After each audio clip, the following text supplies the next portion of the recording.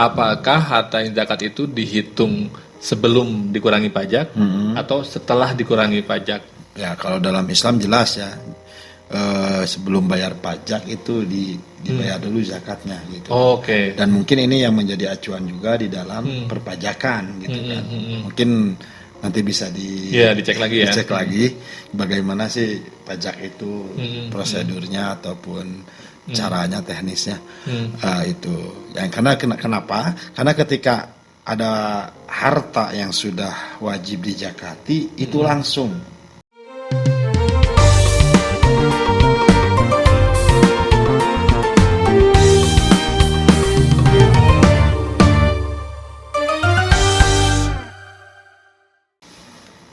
Assalamualaikum warahmatullahi wabarakatuh. Waalaikumsalam warahmatullahi. Selamat datang kembali teman-teman di podcast yang ngobrolin kajian keislaman yang kontekstual dan kontemporer. Dan sore ini sambil menemani teman-teman menunggu waktu berbuka, kita akan ngobrolin lagi soal zakat sebagaimana yang saya janjikan di episode sebelumnya. Dan tentu saja saya tidak sendiri, saya ditemani oleh Ustadz Aceng Abdul Qadir. Assalamualaikum Ustadz. Nah, kita alhamdulillah sudah masuk di di 10 hari kedua bulan Ramadan Ustadz. Dan masih soal zakat, kita mau ngobrolin soal zakat. Nah, kemarin saya ngasih spoilernya adalah kita akan ngobrolin soal zakat yang berhubungan dengan pajak gitu ya, si kasusnya. Nah, tapi sebelum ke sana, saya mau nanyain dulu sebetulnya kalau untuk nisab zakat itu berapa sebetulnya, Ustaz? Oh, nisab zakat. Nisab zakat ya tergantung zakatnya apa ya? Dan muzakabehnya, barangnya. Ada yang 2,5% itu zakat penghasilan, zakat dagang, emas. Dan nisabnya pun nanti berbeda gitu. Ya. Kemudian ada yang nisab ini yang rikaz itu 20%, itu lebih besar. Ada juga nisab pertanian gitu ya, 5 atau 10% itu. Jadi beda-beda gitu. Kalau pajak mungkin beda lagi ya. Beda lagi. Nah, ini kalau misalkan ada kasus nih, orang dia sebetulnya sudah mencapai nisab zakat, tapi kemudian hartanya itu berkurang karena dia punya kewajiban bayar pajak misalkan. Itu sebetulnya apakah berarti dengan demikian? Berarti begini, apakah harta yang zakat itu dihitung sebelum dikurangi pajak atau setelah dikurangi pajak? Ya, kalau dalam Islam jelas ya, sebelum bayar pajak itu dibayar dulu zakatnya gitu. Oke. Dan mungkin ini yang menjadi acuan juga di dalam perpajakan gitu kan. Mungkin nanti bisa dicek lagi ya. Dicek lagi bagaimana sih pajak itu prosedurnya ataupun caranya, teknisnya. Itu yang kenapa? Karena ketika ada harta yang sudah wajib dijakati itu langsung kewajiban itu langsung mengikat kepada harta ini. Yang sehingga ini jangan dipakai. Kalau kita memakai ini berarti ini namanya kita merusak atau menghilangkan hak orang lain. Itu ya, sehingga kita itu bahasanya bukan uang kita ini, ketika bukan harta kita, ketika kita mengambil ini berarti kita gosok gitu. Bahasanya jadi ada konsekuensi hukumnya juga gitu. Tidak seperti kita nabung ini butuh diambil dulu, nggak masalah, itu karena harta kita. Tapi kalau sudah kewajiban zakat itu langsung mengikat gitu. Jadi ini nggak boleh, ini milik orang lain gitu. Jadi berarti istilahnya yang dihitungnya adalah sebelum pajak berarti ya, kemudian kita dihitungnya Insya Allah saya husnudon seperti itu untuk pajakan.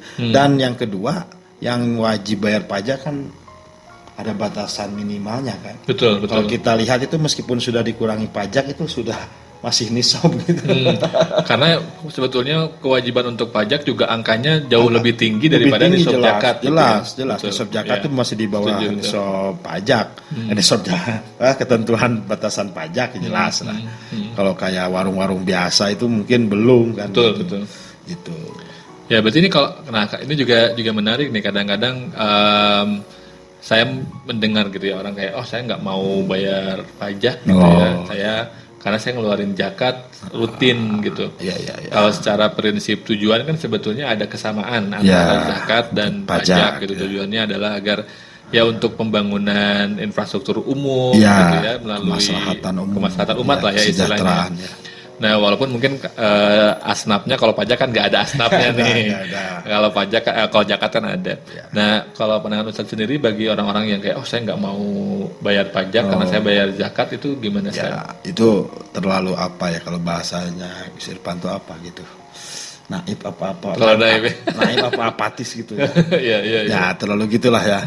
Jadi itu seperti ibadah itu sebagai apa namanya? Ibadah itu dijadikan sebagai pembenaran untuk nggak mau ini ya. Nah, padahal membayar pajak itu termasuk ya atiullah wa atiur rasul wa ulil amri minkum. Ya. Adapun nanti ada kesalahan dalam pengelolaannya, ada oknum-oknum itu urusan orang lain. Di luar tanggung jawab kita. Tanggung jawab kita. Yang jelas kita taat pemerintah berarti ya taat pajak gitu. Dan jelaskan maslahat juga gitu. Betul. Cuman kan bedanya zakat dengan pajak jelas gitu ya. Kalau zakat itu wajib gitu, secara langsung dari agama gitu. Tapi kalau pajak itu kebijakan pemerintah yang akhirnya mengikat juga kan. Mengikat juga kan. Gitu kan. Jadi tidak secara langsung. Dan yang kedua yang bedanya itu hartanya. Kalau zakat tertentu ya. Kalau pajak mungkin ya dalam artian tanda kutip yang menurut agama Islam perusahaan tidak boleh gitu. Tetap harus bayar pajak kan. Ya. Tapi kalau zakat kan harus yang halal dan artian yang baik-baik hartanya baru dizakati gitu kan. Itu mungkin perbedaan yang secara hartanya. Jadi mungkin kalau sebaiknya karena dua-duanya ujungnya adalah kemaslahatan umat, kalau zakat melaksanakan perintah langsung yang kemudian juga merupakan bagian dari rukun Islam, tapi kalau pajak dilihatnya dari ketaatan terhadap pemerintah di mana tempat di mana kita tinggal gitu. Jadi sebaiknya memang dilaksanakan kedua-duanya gitu ya. Ini tambahan satu lagi ya.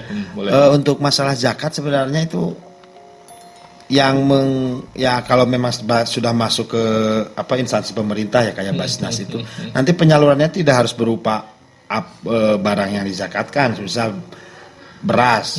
Sekarang yang diberikan beras enggak. Tapi dilihat ini orang potensinya apa, nah itu disejahterakan. Jadi diarahkan untuk kesejahteraannya. Jadi tidak berbentuk uang saja gitu atau berbentuk barang zakat aja, tapi harus berbentuk juga pekerjaan ataupun fasilitas-fasilitas untuk potensinya gitu. Jadi istilahnya kalau dari kita kalau orang yang muzakinya memberikan ke Basnasnya, karena Basnasnya adalah asnap zakat, pengelola amir zakatnya ya. Nah, untuk amir mengelola terhadap masyarakat, terhadap umat itu disesuaikan dengan kebutuhan supaya dia itu ada perubahan. Pemberdayaan lah ya. Pemberdayaan supaya jadi asalnya semisal maaf miskin menjadi sederhana, menjadi petanda itu. Makanya mungkin bisa jadi dalam bentuk pelatihan, pemberian modal untuk peningkatan kemampuan berbisnis misalkan dan lain sebagainya bisa ya. Seperti itu.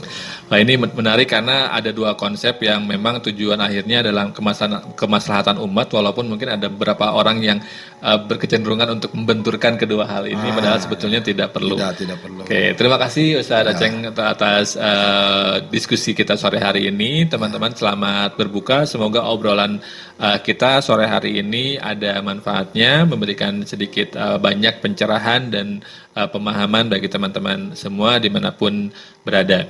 Terima kasih. Wassalamualaikum warahmatullahi wabarakatuh. Waalaikumsalam.